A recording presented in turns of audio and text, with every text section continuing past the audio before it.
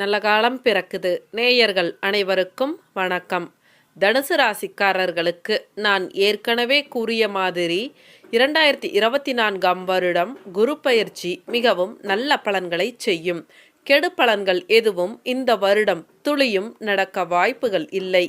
ஏனென்றால் முக்கியமாக 7.5 சனி விலகியதே உங்களுக்கு பெரும் நிம்மதியை கொடுக்கும். மிக முக்கியமாக ராகு கேதுக்கள் 4, 10ஆம் இடங்களில் இருப்பது மிகவும் அதிர்ஷ்டத்தை தரக்கூடிய ஒரு நிலையாகும். ஆனால் அதே நேரத்தில் குரு பகவான் ஒருவர் மட்டும் ராசிக்கு 6ஆம் இடமான ரிஷபத்தில் சென்று அமர்கின்றார். இதனால் ஏதாவது தொந்தரவுகள் இருக்குமா என்று நீங்கள் பயப்படலாம். முதலில் தனுசு ராசிக்கு அதிபதியே குரு பகவான் தான்.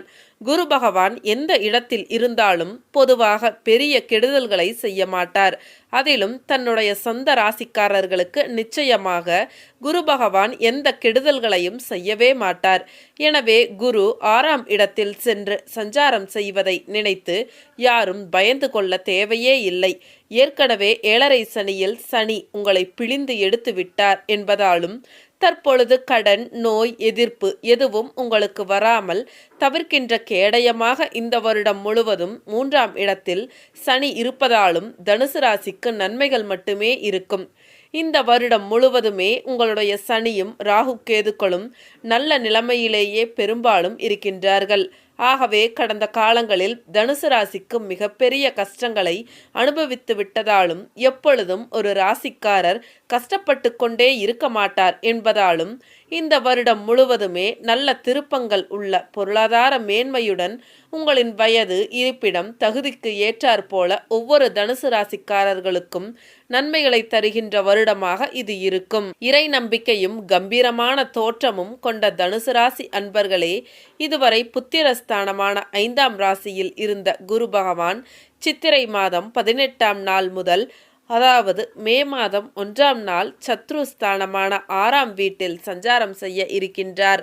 சத்ருஸ்தானத்தில் இருக்கின்ற குரு தான் நின்ற ராசியில் இருந்து 5ஆம் பார்வையாக கன்னி ராசியான தொழில் ஸ்தானத்தையும், 7ஆம் பார்வையாக விருச்சக ராசியான போகஸ்தானத்தையும், 9ஆம் பார்வையாக மகரம் ராசியான குடும்பஸ்தானத்தையும் பார்வையிட இருக்கின்றார். குரு 5ஆம் பார்வையாக தொழில் ஸ்தானத்தை பார்ப்பதால் வியாபாரத்தில் இருந்து வந்த இழுபறியான சூழல்கள் மறையும்.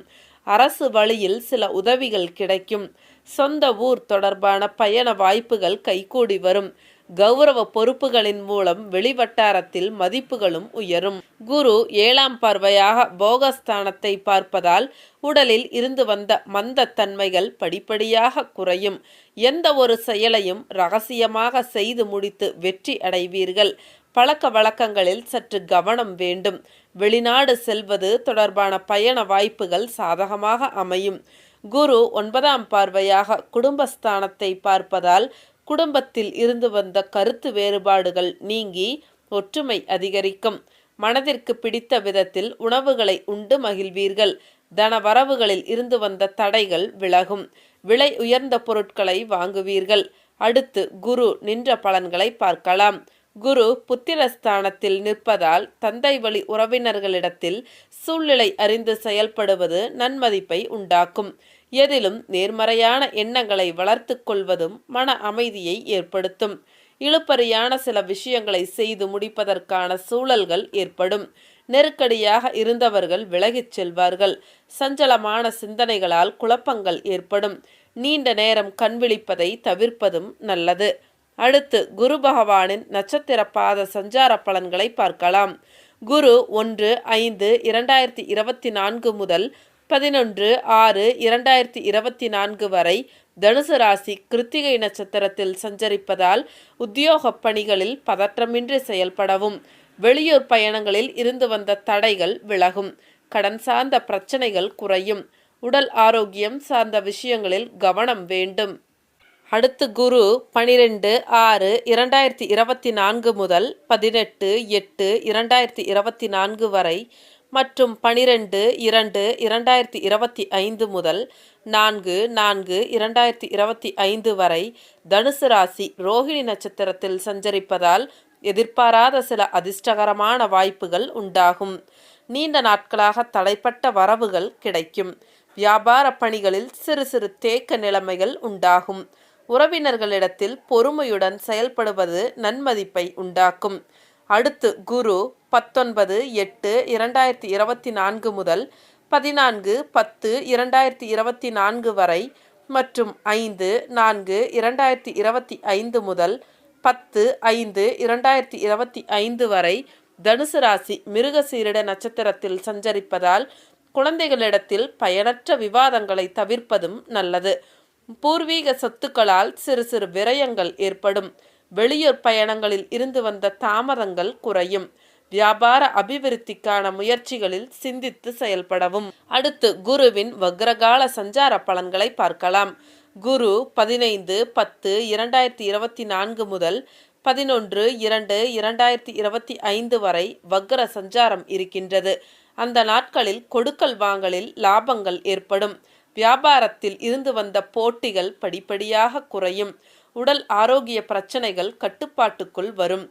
நீண்ட நாட்களாக தடைப்பட்டு வந்த சுப காரியங்கள் கைகூடி வருவதற்கான சூழல்கள் ஏற்படும். குரு பெயர்ச்சியால் உண்டாகும் பொதுவான பலன்களை பார்க்கலாம்.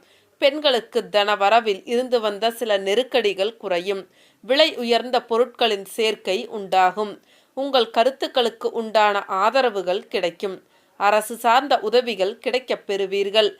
வெளியூர் பயணங்களில் இருந்து வந்த தாமதங்கள் விலகும். பணிபுரியும் இடத்தில் இருந்து வந்த சில நெருக்கடிகளும் குறையும். மாணவர்களுக்கு சஞ்சலமான சிந்தனைகளால் குழப்பங்கள் உண்டாகும். உடல் ஆரோக்கியம் விஷயத்தில் கவனம் வேண்டும். தொழில் கல்வியில் முன்னேற்றம் ஏற்படும். விளையாட்டு தொடர்பான விஷயங்களில் சற்று கவனத்தோடு இருக்கவும். பிற மொழி சார்ந்த விஷயங்களில் ஆர்வம் ஏற்படும். இளம் பருவத்தினருக்கு இந்த குரு பெயர்ச்சியில் திருமணம் போன்ற மங்கள நிகழ்ச்சிகள் இருக்கும். சிலர் இந்த ஆண்டு துவக்கத்திலேயே எதிர்கால வாழ்க்கை துணைவரை சந்தித்து அக்டோபர் மாதத்திற்குள் வாழ்க்கையில் இணைவீர்கள். பருவ வயதினருக்கு காதல் வரும். அது திருமணத்திலும் முடியும். எந்த துறையில் பயணிப்பது என்கின்ற தெளிவு இப்பொழுது உங்களுக்கு வரும். அனைத்து தனுசு ராசியினருக்கும் பொருளாதார மேன்மைகளும் பணத்தட்டுப்பாடு இல்லாத நிலைமையும் இருக்கும். வருடம் முழுவதும் கிரக நிலைமைகள் நன்றாக இருப்பதால் உங்களுடைய வாக்குறுதிகளை காப்பாற்ற இயலும். குறிப்பாக கடனை திருப்பித் தருவதாக உறுதி அளித்திருந்த நாளுக்கு முன்னதாகவே அதை செலுத்த முடியும். ஒருவருக்கு உதவி செய்வதாக வாக்கு கொடுத்தால் நிறைவேற்றுவீர்கள். நீண்ட நாட்களாக திருமணம் ஆகாமலோ அல்லது திருமணத்தை எடுத்து செய்ய குடும்பத்தில் சரியான நபர்கள் இல்லாமலோ இருப்பவர்களுக்கும் குடும்பத்தில் மூத்தவர்களாக பிறந்தவர்களுக்கும் அக்டோபர் மாதத்திற்குள் நல்ல செய்திகள் இருக்கும். குழந்தை பிறக்காமல் தாமதமாகி வரும் தம்பதியினருக்கு குழந்தை பாக்கியம் கிடைக்கும். உத்தியோகஸ்தர்களுக்கு அலுவலகத்தில் எதிர்பார்த்த சில பொறுப்புகள் கிடைப்பதில் தாமதங்கள் ஏற்படும். உங்கள் மீதான நம்பிக்கையில் சில மாற்றங்கள் உண்டாகும். எதிலும் திறமையோடு செயல்பட்டு பாராட்டுகளை பெறுவீர்கள். புதிய வேலை சார்ந்த தேடலில் எதிர்பார்ப்புகள் நிறைவேறும். பயணங்களின் மூலம் அனுகூலமும் லாபமும் ஏற்படும். உடல் ஆரோக்கிய பிரச்சனைகள் குறையும். வியாபாரிகளுக்கு வியாபார பணிகளில் இருந்து வந்த மந்த நிலைமைகள் நீங்கி முன்னேற்றமான சூழல்கள் ஏற்படும். அரசு வழியில் சில உதவிகள் கிடைக்கும். புதிய முயற்சிகளில் இருந்து வந்த தாமதங்கள் விலகும். வாடிக்கையாளர்களின் எண்ணங்களை புரிந்து கொண்டு சில மாற்றங்களை செய்வீர்கள். கலைஞர்களுக்கு கலைத்துறையில் இருப்பவர்களுக்கும் வரவுகளில் இருந்து வந்த தாமதங்கள் விலகும். மனதளவில் இருந்து வந்த தயக்கங்கள் படிப்படியாக குறையும். பேச்சு திறமைகளின் மூலம் ஆதாயத்தை மேம்படுத்துவீர்கள். பயணங்களின் மூலம் புதிய வாய்ப்புகளும் கிடைக்கும். அரசியல்வாதிகளுக்கு நினைத்த பணிகளை செய்து முடிப்பீர்கள். மறைமுக திறமைகளின் மூலம் எதிராக இருந்தவர்களை வெற்றி கொள்வீர்கள். உயர் அதிகாரிகளின் ஒத்துழைப்பு கிடைக்கும். சிந்தனைகளில் இருந்து வந்த குழப்பங்கள் நீங்கி தெளிவான முடிவுகளை எடுப்பீர்கள். இந்த குரு பெயர்ச்சியில் நடைபெற இருக்கும் முக்கிய நன்மைகளை பார்க்கலாம். நடைபெற இருக்கின்ற குரு பெயர்ச்சியில் தொழில் சார்ந்த அபிவிருத்தியும் அதற்கான தன வரவுகளும் குடும்ப உறுப்பினர்களின் ஒத்துழைப்பால் மேன்மையும் உண்டாகும். கவனமாக இருக்க வேண்டிய விஷயம் என்று பார்த்தால் நடைபெற இருக்கின்ற குரு பெயர்ச்சியில் சஞ்சலமான சிந்தனைகளால் நெருக்கமானவர்களிடத்தில் சிறு சிறு கருத்து வேறுபாடுகள் ஏற்பட்டு நீங்கும். நவ கிரகத்தில் இருக்கக்கூடிய குரு பகவானுக்கு நெய் தீபம் ஏற்றி வழிபாடு செய்து வர உடல் ஆரோக்கியமும் கல்வியில் முன்னேற்றமும் ஏற்படும். மொத்தத்தில் எந்த ஒரு செலவையும் செய்வதற்கு முன்பு சிந்தித்து செயல்படுவது தேவையற்ற நெருக்கடிகளை தவிர்க்கும். மீண்டும் அடுத்த ஒரு வீடியோ பதிவில் சந்திக்கலாம். அனைவருக்கும் வணக்கம்.